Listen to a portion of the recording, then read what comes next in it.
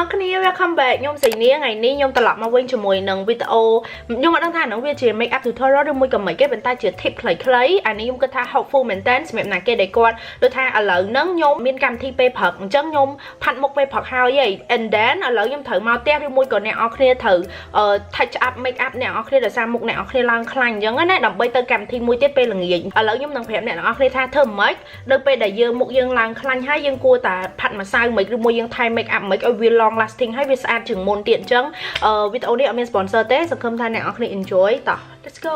ជំហានដំបូងដែលខ្ញុំនឹងធ្វើហ្នឹងគឺខ្ញុំផ្ដិតខ្លាញ់ចេញពីមុខខ្ញុំអ្នកនរគ្នាអញ្ចឹងដូចអ្នកនរគ្នាបានឃើញអញ្ចឹងគឺនៅមុខខ្ញុំឥឡូវមានម្សៅថ្ពាល់ហងមាន contour ហងមានអីនិយាយទៅគឺវាច្រើនហើយវាឡើងខ្លាញ់ទៀតអញ្ចឹងមុខយើងវាអត់ smooth ទេណាអញ្ចឹងឥឡូវខ្ញុំយកกระดาษជូតមាត់ខ្ញុំមកផ្ដិតនិយាយទៅផ្ដិតនេះគឺយើងផ្ដិតយកខ្លាញ់ឬមួយក៏ម្សៅដែលវាលាយហ្នឹងចេញឲ្យអស់ហើយដើម្បីមុខយើងវា clean ម្ដងទៀតចឹងឥឡូវឃើញមុខខ្ញុំវាឡើងសូវមានខ្លាញ់ឬមួយក៏ម្សៅកាមុនហើយអញ្ចឹងបើសិនជាអ្នកខ្លះគឺគាត់យកម្សៅផាត់មកផាត់ពីលើខ្លាញ់នឹងហ្មងអញ្ចឹងពេលខ្លះវាអាចធ្វើឲ្យម្សៅយើងកកជាងមុនអញ្ចឹងណាអញ្ចឹងអាផ្ដិតខ្លាញ់ចេញនេះគឺពិតជាសំខាន់មែនចឹងអញ្ចឹងដំបូងយើងត្រូវផ្ដិតខ្លាញ់ចេញសិនបន្ទាប់មកអ្នកនរគ្នាយើងមានពីរជម្រើសណាមួយបើសិនជាអ្នកនរគ្នាចង់ឲ្យមុខអ្នកទាំងអស់គ្នាសជាងមុនហើយជាមួយនឹងបិទបាំងស្នាមច្រើនជាងមុនអញ្ចឹងអ្នកនរគ្នាអាចប្រើជាប្រភេទម្សៅផាត់ណាអានេះគឺខ្ញុំប្រើ MAC អញ្ចឹងម្សៅផាត់នេះពណ៌សាច់បានន័យថាវាមានជាតិ foundation នៅក្នុងហ្នឹងជាតិបិទបាំងស្នាមនៅក្នុងហ្នឹងហើយមួយទៀតបើសិនជាអ្នកនរគ្នាអត់ចង់ឲ្យមុខអ្នកនរគ្នាដូចថាឲ្យសហោះជាងមុនគ្រាន់តែចង់ទប់ខ្លាញ់អ្នកនរគ្នាអាចប្រើជារបៀប translucent powder something like that វាជាតិពណ៌សអញ្ចឹងពណ៌សអញ្ចឹងវាគ្រាន់តែជួយទប់ខ្លាញ់ហើយឲ្យមុខយើងម៉ត់ជាងមុនអញ្ចឹងសម្រាប់ថ្ងៃហ្នឹងគឺខ្ញុំប្រើទាំងពីរបងដោយសារខ្ញុំចង់ឲ្យមុខខ្ញុំរៀងម៉ត់ជាងមុនហើយទប់ខ្លាញ់ទៀតអានេះគឺខ្ញុំប្រើតិចមែនតើដោយសារតែកាលណាយើងប្រើច្រើនពេកវាអាចកកណាចឹងខ្ញុំប្រើទូចមែនតើហើយខ្ញុំតប់វានៅម្ដុំនេះដោយសារម្ដុំនេះវាអត់សូវម៉ត់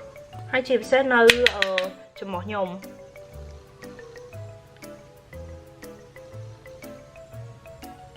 ឃើញអ្នកនរគ្នាមានអារម្មណ៍ថាម៉ត់ជាងមុនហើយបន្ទាប់មកបានខ្ញុំយកវាមកផ្ដិតនៅចកាឃើញម្ដុំចកាខ្ញុំសិតតែស្នាមអត់អ្នកនរគ្នាអញ្ចឹងកន្លែងស្នាមហ្នឹងអ្នកនរគ្នាអាចជំរឿថាបើសិនជាចង់ឲ្យវាបាត់ស្នាមវិញអ្នកនរគ្នាអាចប្រើជាប្រភេទ cushion ក៏បានដែរប៉ុន្តែសម្រាប់ខ្ញុំថ្ងៃហ្នឹងខ្ញុំមកត្រូវការបិទបាំងស្នាមអីទៀតដោយសារខ្ញុំខ្លាចវាកកទៀតអញ្ចឹងដោយសារតិចទៀតគឺខ្ញុំត្រូវចេញក្រៅកន្លែងបែកញើសត្រូវថ្ងៃអញ្ចឹងណាអូខេអ្នកនរគ្នាអញ្ចឹងនៅពេលដែលយើងលាបអាម្សៅផាតតែមានពណ៌អញ្ចឹងមានជាតិ foundation នៅក្នុងហ្នឹងអ្នកនរគ្នាអាចឃើញថាមុខខ្ញុំវាម៉ត់ជាងមុនច្រើនមែនតើហ្មងណាហើយគ្រាន់តែថាអានេះខ្ញុំសម្រាប់ចិត្តថាខ្ញុំអត់ cover វាដោយសារខ្ញុំខ្ជិល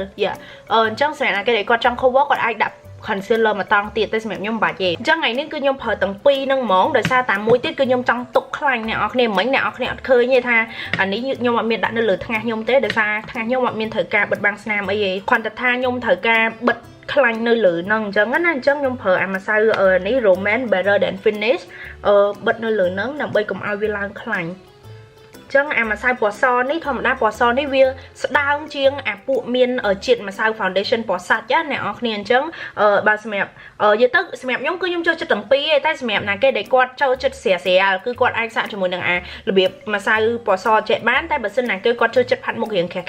ឬមួយក៏គាត់មានស្នាមច្រើនគឺគាត់អាចសាកជាមួយនឹងអាពួក MAC ឬមួយក៏របៀបfoundation powder អីចឹងណាយ៉ាងអញ្ចឹងអានេះគឺខ្ញុំគ្រាន់តែដាក់វាតិចអ្នកនរគ្នាឃើញខ្ញុំធ្វើអញ្ចឹងប៉ុន្តែម្សៅដែលខ្ញុំដាក់គឺតិចមែនតើហើយបន្ទាប់មកបានយើងចាប់ផ្ដើមថែម contour នៅច្រមុះអីតិចតួចបើអ្នកនរគ្នាចង់ថែមអញ្ចឹងណា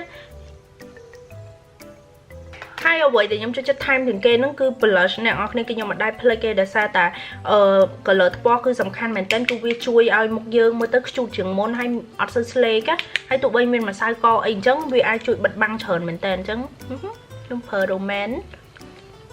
ហើយភាគច្រើនអ្នកនរគ្នាសម្រាប់ភ្នែកវិញគឺខ្ញុំអត់ធ្វើអីច្រើនទេ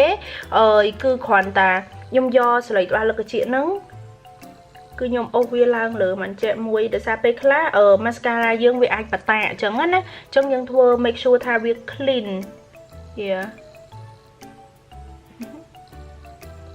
ហើយបន្តមកក្រែមក៏សំខាន់ដែរគឺខ្ញុំផ្ដិតវាដូចគ្នានេះឲ្យវាចេញអាគ្រីមហ្នឹងឲ្យអស់អញ្ចឹងណា ហើយអានេះគឺ optional ទេអ្នកនរគ្នាចង់ធ្វើក៏បានអត់ក៏បានតែសម្រាប់ខ្ញុំអ្នកនរគ្នាដឹងហើយថាខ្ញុំចូលចិត្តមាត់របៀប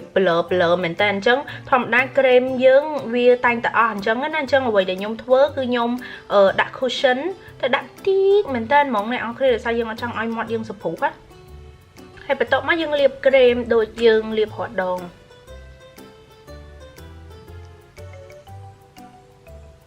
នៅពេលដែលយើងលាបក្រែមហើយថាឆ្អឹបរបស់យើងគឺហើយ make up របស់យើងនិយាយទៅគឺខ្ញុំអត់ដឹងថាវីដេអូហ្នឹងគឺខ្ញុំគួរធ្វើអត់ទេប៉ុន្តែខ្ញុំគិតថាវា helpful មែនតើវាប្លែកមែនតើសម្រាប់ណាគេដែលគាត់ធម្មតាខ្ញុំធ្លាប់តែបង្ហាញវីដេអូអ្នកនរគ្នាពីរបៀបផាត់មុខតាំងពីមុខយើងទៅទេមកដល់យើងស្អាតអញ្ចឹងណាធម្មតាតែពេលស្អាតនឹងហើយពេលខ្លះគឺយើងត្រូវការថាឆ្អាប់មុខយើងរហូតដូចពេលយើងលាយម្សៅអញ្ចឹងខ្ញុំក៏សម្រេចចិត្តចេញវីដេអូនឹងមួយអញ្ចឹងសរុបមកគឺស្រួលមែនតើអ្វីដែលអ្នកគ្នាត្រូវការគឺមានតែกระดาษជូតមាត់សលៃត្បាល់លឹកជាដើម្បីជូត mascara ដែលបតាហើយជាមួយនឹងម្សៅផាត់វីដេអូនេះគឺមានតែប៉ុណ្្នឹងទេ tip សួរមែនតើខ្ញុំសង្ឃឹមថាអ្នកនរគ្នាចូលចិត្ត tip make up ពីស្រីនេះហើយជួបគ្នានៅវីដេអូក្រោយបាយបាយ是心动啊，糟糕，眼神躲不掉，像是就想要逃跑。